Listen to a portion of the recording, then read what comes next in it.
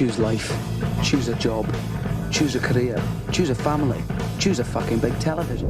Trainspotting has consistently proven to be worth all the hype and accolades given to it. The film shows us the difficulties associated with choosing life. Although it garnered fans through its attention-grabbing scenes, there is more you didn't know. Join us today as we discover 20 weird facts you about Trainspotting. Number 1. According to McGregor, Trainspotting was his most important film, even bigger than Star Wars.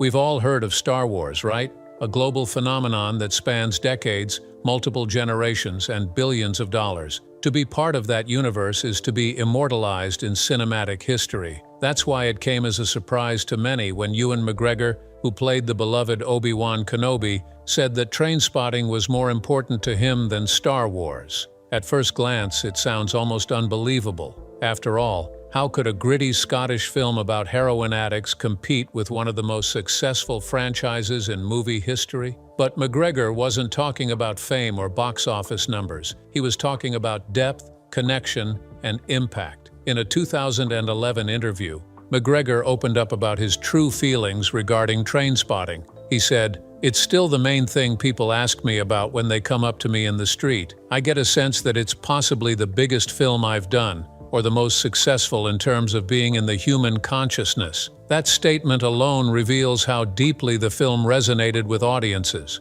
Unlike Star Wars, which exists in a galaxy far away, Trainspotting dealt with harsh, painful realities here on Earth. It wasn't just a film, it was a cultural shockwave. Released in 1996, Trainspotting portrayed the dark, chaotic world of addiction through raw storytelling and unforgettable characters. McGregor's role as Mark Renton was fearless, vulnerable, and disturbingly real. The film struck a nerve, especially among younger viewers who saw their own struggles reflected on screen. It was gritty and unpolished, yet it became a symbol of a generation. For McGregor, it was more than a breakthrough role. It was a project that challenged him as an actor and left a lasting mark on his career. While Star Wars gave him international stardom, Trainspotting gave him something arguably more meaningful: artistic identity. McGregor's connection to the film has remained strong even after all these years, and his words show that success isn't always about scale. Sometimes it's about truth. So while the world may know him as Obi-Wan, McGregor will always carry the spirit of Renton in his heart, because in the end, it's not about the size of the stage, it's about the story that refuses to fade. Number 2. Kelly Macdonald was actually 19 years old when she starred in the movie.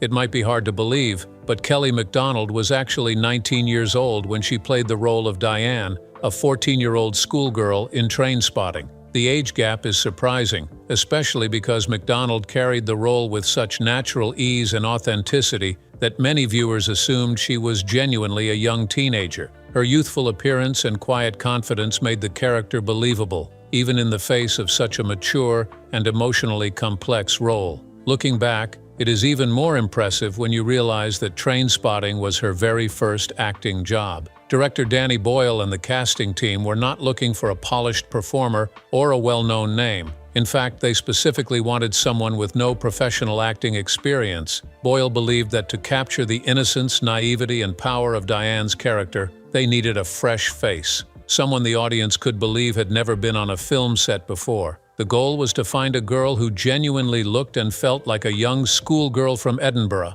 not an actress pretending to be one. To achieve this, the filmmakers took an unconventional approach. They printed flyers and distributed them in places where young women might hang out, such as nightclubs and trendy boutiques. They spoke to people on the street and asked if they were interested in auditioning. They bypassed the usual casting agencies, trusting that authenticity could be found in everyday places. It was during this grassroots search that they found Kelly Macdonald, an unknown young woman working as a barmaid in Glasgow. Despite having no training or previous experience in acting, Macdonald impressed the team with her natural charm and ability to convey emotion. She stepped into the role with a quiet strength that made Diane one of the film's most unforgettable characters. Her performance not only stood out in a cast full of rising stars, but also launched her career. Today, Kelly Macdonald is known for a wide range of roles in television and film, But it all began with this bold casting decision. It is a testament to the power of raw talent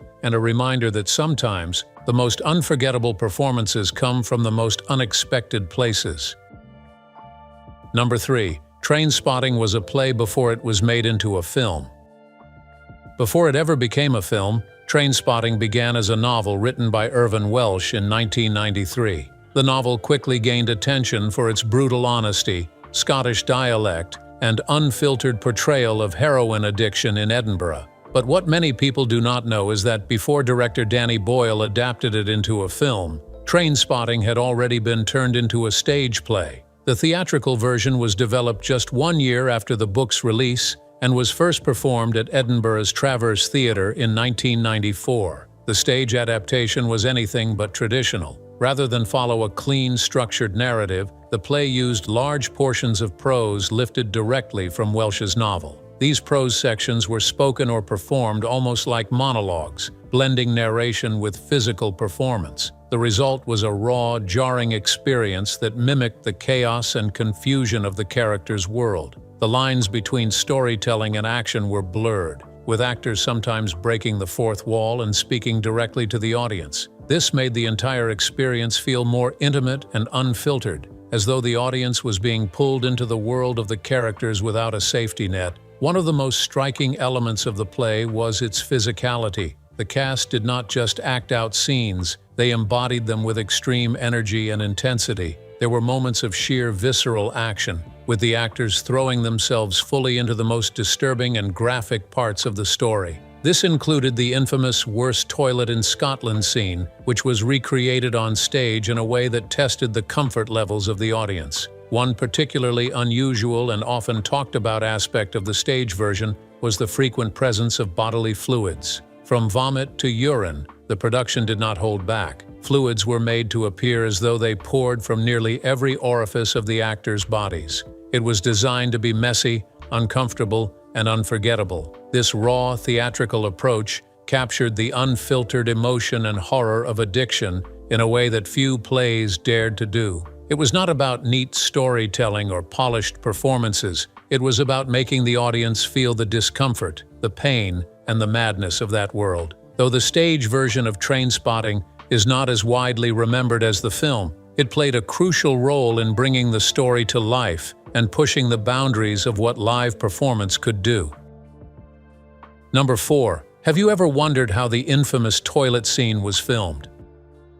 You all remember that very chaotic toilet scene? Well, here is how it was filmed. According to cinematographer Brian Tufano, it was quite easy to shoot once you've been inventive about it. We ended up cutting a toilet in half and putting a wooden chute behind it. Then, using an art technique called trompe-l'oeil and the right positioning of the toilet, we made it look like Ewan was going down the toilet. Then I suggested to Danny that as he was going down Ewan's feet, if he just twisted them, people might think he's just gone round the bend in the toilet. As for the beautiful lagoon he ends up in, it was a swimming pool in Glasgow. People still talk about it. If you see someone going down a toilet, it's bound to stick in the memory. Number 5. Kelly Macdonald did something absurd while she was filming a sex scene. During the filming of Trainspotting, 19-year-old Kelly Macdonald made a surprising and somewhat awkward decision. She invited her mother and brother to the set on the day she was scheduled to shoot her sex scene with Ewan McGregor. For someone so young and inexperienced in the film industry, this was definitely an unusual move. Most actors, even those with years of experience, find intimate scenes to be emotionally challenging and prefer privacy during those moments. But Macdonald, who had never acted before, seemed unfazed. Perhaps she simply did not fully grasp the gravity of what such a scene would look like on camera, or maybe she felt comfort in having her family close by. Either way, it created one of the most talked about behind-the-scenes moments in the making of the film. The scene itself, where her character Diane seduces McGregor's character Renton, was controversial not just because of its graphic content, but also because of the implied age of Diane. Although Macdonald was legally an adult in real life, Diane was written as a 15-year-old schoolgirl. The combination of a sexually charged performance and the character's young age made the scene particularly sensitive. When the film was released in the United States, the American Ratings Board flagged the scene and demanded that it be trimmed. Only a few seconds were cut. but they made a big difference. The version seen by American audiences removed part of Diane's reaction, specifically the part where she appeared to be enjoying the act too much, which the board believed sent the wrong message given her age. Just imagine what it must have been like for her mother and brother, watching all of this unfold live on set. The discomfort would have been impossible to ignore. The clash between family dynamics and the demands of filmmaking could not have been more extreme. Yet MacDonald handled it all with a calm professionalism that belied her age and lack of experience. That moment, as strange as it was, became a snapshot of her bravery and commitment to the role. It also showed how Trainspotting was never afraid to push boundaries, both on screen and behind the scenes. Number 6. No animals were hurt in the making of Trainspotting. Do you remember that scene where Renton and Sick Boy shot a dog in a park with a BB gun? For that particular scene to look real, director Danny Boyle just yelled at it off-screen to get its startled reaction, which isn't surprising and brilliant at the same time. Number 7. Ewan McGregor really put in a lot in playing the role of an addict. Aside from Kelly MacDonald, who made being a 15-year-old look so easy, Ewan McGregor also put a lot of effort into his role. McGregor had to read books about crack and heroin to prepare for the role. He also went to Glasgow and met people from the Calton Athletic Recovery Group, an organization of recovering heroin addicts who play the opposing football team in the opening credits. He was taught how to cook up heroin with a spoon using glucose powder. He even wanted to go as far as injecting himself with heroin to understand the character better, but he eventually decided against it. Number 8. The movie was filmed over just 35 days. In June 1995, Trainspotting began shooting. The shooting went on for 35 days, most of which was spent in an abandoned cigarette factory in Glasgow, despite the Edinburgh setting. It was there that the iconic Worst Toilet in Scotland, Dead Baby, and Cold Turkey scenes were shot. According to Welsh, on the set you could feel the energy. Everyone was walking around with a big smile on their face. You could tell something special was happening, something was crackling in the air, he said. The film's producer, Andrew MacDonald, also said, "I had that concern about the more extreme scenes all the time. That's why we were keen to make the film on a tight budget, because we knew that telling this story might not translate to box office and commercial success. We felt very responsible about that, but we also knew we had to do it. So that's why it's just 7 weeks and under 2 million quid. I remember going into the cutting room with Keith Allen, who had been in Shallow Grave and had a small part in this, and he introduced us to Damon Albarn. Both of them were watching the opening sequence and were shocked. This is a rock and roll guy and a bad boy actor. And they said, "This will never get released," he said. The film's editing took place in London over 8 weeks by regular Boyle collaborator Masahiro Hirakubo. After the sound and, crucially, the soundtrack were nailed, Trainspotting had its world premiere in Scotland, simultaneously screened in Glasgow in aid of Calton Athletic and Edinburgh. Number 9. There was a lot of swearing in Trainspotting.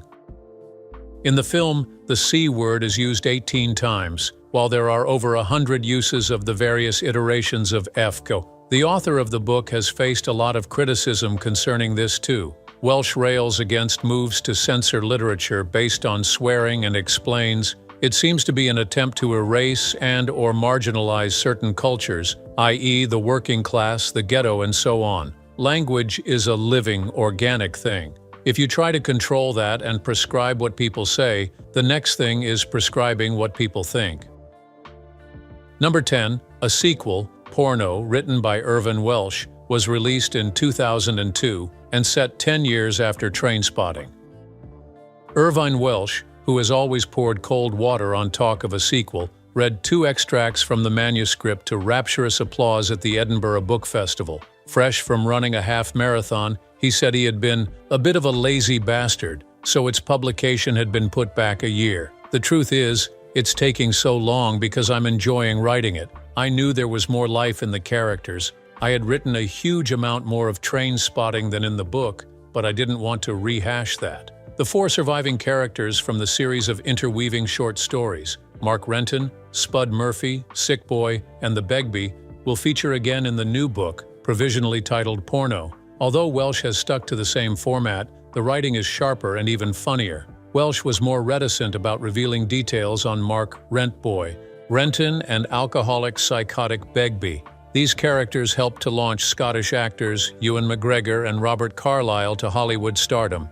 I can't say what is happening to Renton and Begbie, that would be too much information, but they do get back together, he said. He also revealed that he was toying with the idea of introducing a new character in the form of a journalist turned porn starlet. Boyle had declared his wish to make a sequel to Trainspotting, which would take place 9 years after the original film, based on Irvine Welsh's sequel, Porno. He was reportedly waiting until the original actors themselves aged visibly enough to portray the same characters, ravaged by time. Boyle joked that the natural vanity of actors would make it a long wait. Ewan McGregor stated in an interview that he would return for a sequel, saying, "I'm totally up for it. I'd be so chuffed to be back on set with everybody, and I think it would be an extraordinary experience." On the 6th of May 2014, during a BBC radio interview with Richard Bacon, Irvine Welsh confirmed that he had spent a week with Boyle, Andrew MacDonald, and the creative team behind Trainspotting to discuss the sequel. Welsh stated that the meeting was to explore the story and script ideas. "We're not interested in doing something that will trash the legacy of Trainspotting. We want to do something very fresh and contemporary." Welsh did not, however, confirm any kind of timeline for the film, unlike Boyle's comments about wanting the film to come out in 2016. In a newspaper interview with The Scotsman on November 17, 2014, Welsh said that McGregor and Boyle had resolved their differences and had held meetings about the film, saying, "I know Danny and Ewan are back in touch with each other again. There are others in the cast who've had a rocky road but are now also reconciled. With the Trainspotting sequel, the attention is going to be even more intense this time around because the first was such a great movie, and Danny's such a colossus now.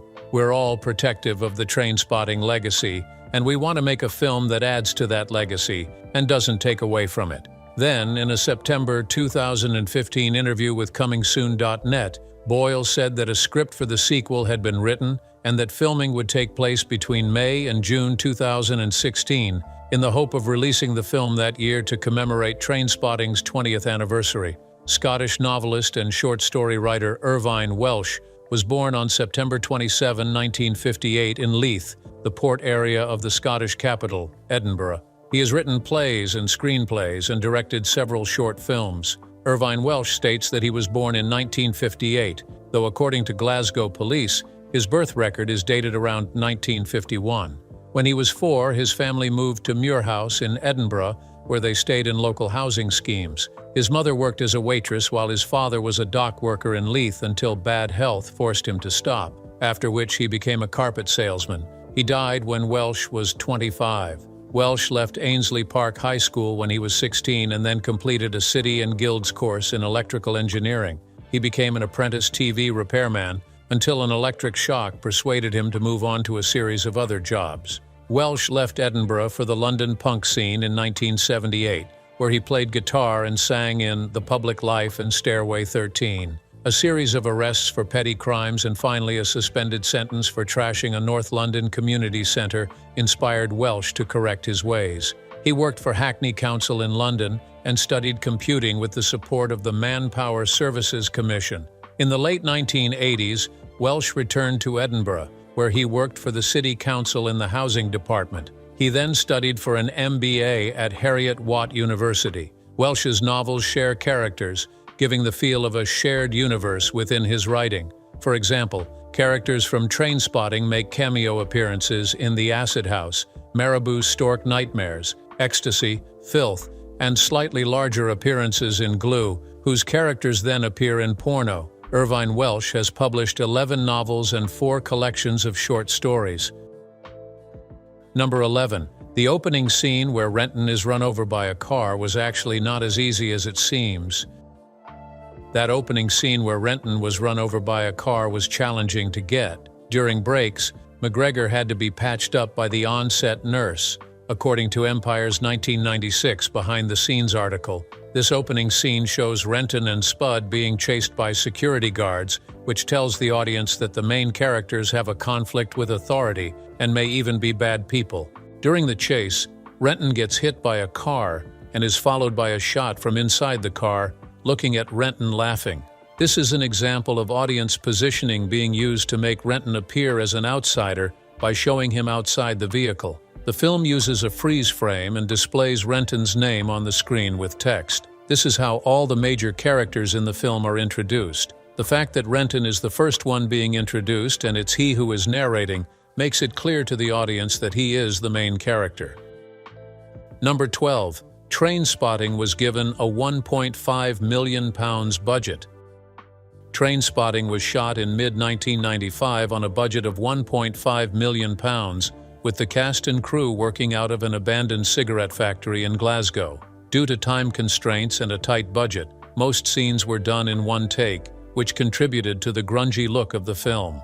Film 4 Precursor Channel. 4 Films, which funded all of Shallow Grave's $1.5 million budget, decided to back the project, teaming again with distributor Polygram to put up the entire £1.5 million.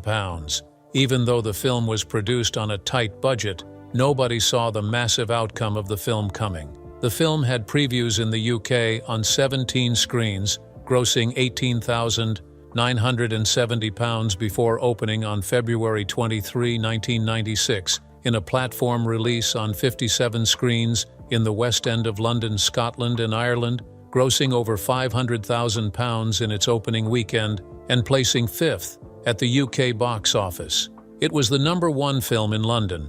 It expanded nationwide to 245 screens in its 3rd week of release and was the #1 film in the UK with a gross of over £1 million on the weekend. Trainspotting was the highest-grossing British film of 1996, and at the time, it was the 4th highest-grossing British film in history.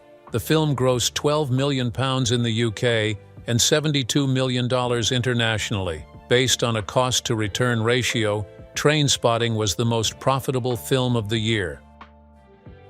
Number 13. Kelly MacDonald still has the flyer asking for girls to audition for the film. The flyer Kelly MacDonald saw that brought her to the set of Trainspotting. It said, "Do you want to be the next Sharon Stone? I've still got it somewhere." She told the Scotsman she expected the audition to get her into drama school. Then I kept getting called back. Drama school was out the window. The actress, who went on to star in No Country for Old Men and Boardwalk Empire, never formally studied acting. Kelly MacDonald's career began while she was working as a barmaid in Glasgow. She saw a leaflet advertising an open casting session for Trainspotting and decided to audition, winning the part of Diane, the underage seductress to Ewan McGregor's Renton. Number 14. Jonny Lee Miller was suggested for the role of Sick Boy by McGregor. He just walked in and he was Sick Boy straight away. He was lolling about in his chair right in front of us. Boyle told Empire that Jonny Miller was the only non-Scot in the cast. Jonny Miller was cast as Sick Boy in Trainspotting. He was suggested for the role by Ewan McGregor. The accent he used in the film was regarded as convincing, leading some people to believe that he was Scottish. Jonny Miller has stated, "I had to do a lot of work. I read and reread the book, and I pretended to be Scottish all the time I was in Glasgow, hanging around with Scots, picking up bits and pieces on the street and in bars. Everyone's been very encouraging, and Danny Boyle, the director, thinks that I've got it about right. Of course, the others are from all over Scotland and have different accents themselves, so I've tried just to pick up a general composite accent." Number 15. UK ads for the film were featured heavily at train stations. In 1996, Polygram's marketing manager Julia Short told Empire, "Polygram owns about 8 poster sites at British rail stations across the country, so we're putting up Trainspotting posters, which we think is quite appropriate. One, at Charing Cross Underground Station in London, was 100 feet long." Number 16. Director Danny Boyle wanted Begbie to have a homosexual Ian Rush look. For the role of Begbie, Boyle considered casting Christopher Eccleston for his resemblance to how he imagined the character in the novel, but asked Robert Carlyle instead. Robert Carlyle was initially hesitant, believing he was too short to play the character, but Boyle convinced him by telling him, "No, small psychos are better." Carlyle said, "I've met loads of Begbies in my time. Wander round Glasgow on Saturday night and you've a good chance of running into Begbie. Robert Carlyle has said that he played Begbie as a closeted gay man whose rage came from his unhappiness with himself. Irvine Welsh agreed with his interpretation that the character was sexually confused. Carlyle was born on April 14, 1961 in Maryhill, Glasgow. He is the son of Elizabeth, who worked for a bus company, and Joseph Carlyle, a painter and decorator. His father raised him after his mother left when he was 4 years old. Carlyle left North Kelvinside Secondary School at the age of 16 without any qualifications and worked for his father as a painter and decorator. He later attended night classes at Cardinal College in Glasgow. He first became involved in drama at the Glasgow Arts Centre at the age of 21 after he was inspired by reading Arthur Miller's The Crucible, and he later graduated from the Royal Scottish Academy of Music and Drama, RSAMD. Robert Carlyle won the BAFTA Award for Best Actor in a Leading Role for The Full Monty and a Gemini Award for Stargate Universe. He was nominated for an Emmy Award for his work in the miniseries Human Trafficking in 2005.